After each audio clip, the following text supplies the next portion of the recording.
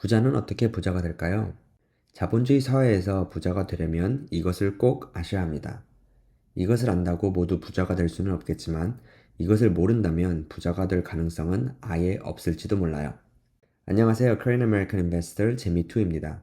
오늘은 여러분에게 상위 10%의 부자와 하위 90%를 나누는 이것, 부자가 되려면 알아야 하는 이것에 대해 알려드리고 우리가 어떻게 부자의 방법을 따라할 수 있는지 얘기해 보려고 합니다.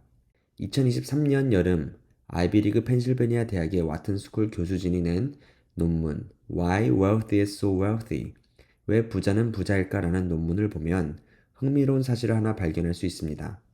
부자들의 소득에서 근로소득이 차지하는 비율이 굉장히 낮다는 것이죠.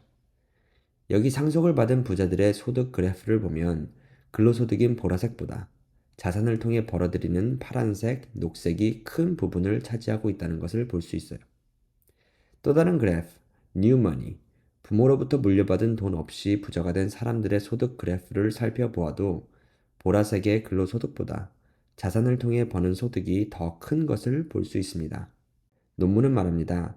부자들이 버는 총 소득의 83%가 자산을 통한 Capital Income, 자본 이익인 반면 상위 10%를 제외한 나머지 90%의 소득 8, 90%는 근로소득이다. 극소수의 사람들만이 근로소득으로 부자가 된다. 저자는 또 말합니다.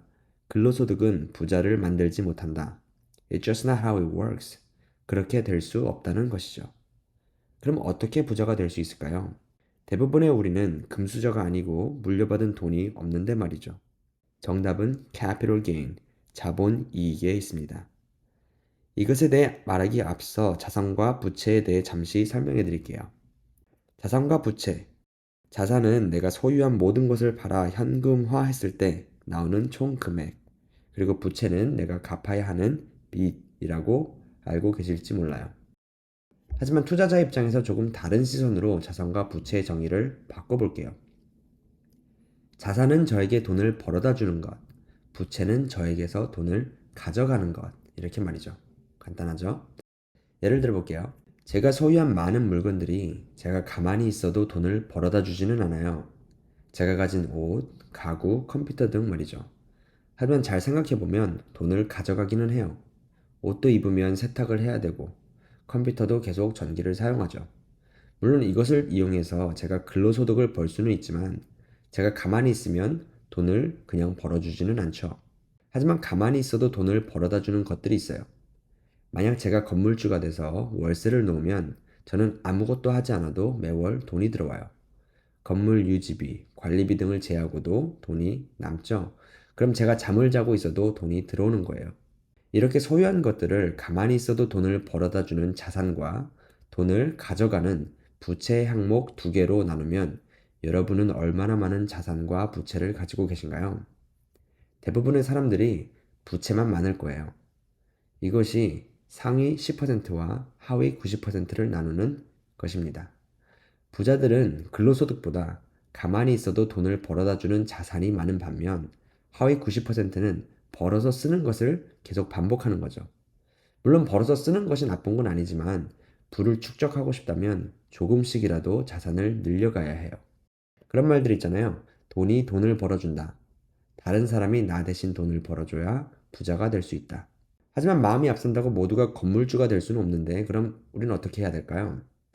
방법은 작은 곳에서부터 시작하는 겁니다.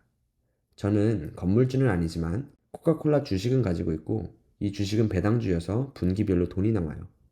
제가 아파서 일을 못해도 휴가를 내서 놀러가도 밤에 잠을 잘 때도 주말에 쉴 때도 이 회사는 계속 일을 하며 저에게 돈을 벌어다 줘요.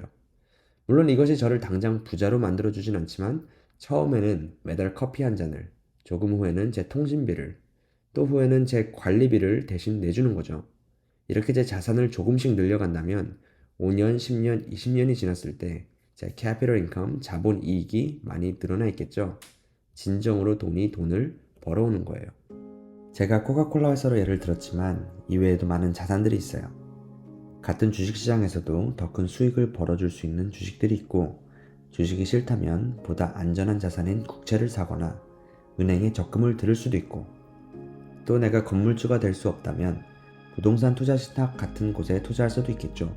이 모든 것들이 싫다면 내가 하는 일의 어떤 부분을 다른 사람을 고용해서 맡기고 내가 그 시간에 보다 생산적인 일을 어떻게 할 수 있을까 고민해 볼 수도 있을 거예요. 중요한 것은 단순히 근로소득을 벌며 하루하루 살아가는 것이 아니라 나에게 주어진 상황 속에서 어떻게 내게 돈을 벌어다 주는 이 자산을 늘려갈 수 있을까 계속 고민하는 것이고, 조금씩이라도 자산을 늘리는 것에 투자해야 한다는 것이에요. 매월 10달러가 됐든 100달러가 됐든 1000달러가 됐든 무엇이 됐든 간에 꾸준히 자산을 늘려가세요. 그래서 상위 10%와 하위 90%를 나누는 이것, 자본소득. 지금 당장 큰 돈이 없다고 포기하지 마시고 내가 가진 것들을 자산과 부채로 나누어 본 뒤 부채는 줄이고 조금씩이라도 자산을 늘려가면서 진정으로 돈이 돈을 벌어다 주는 시스템을 구축하시기 바랍니다.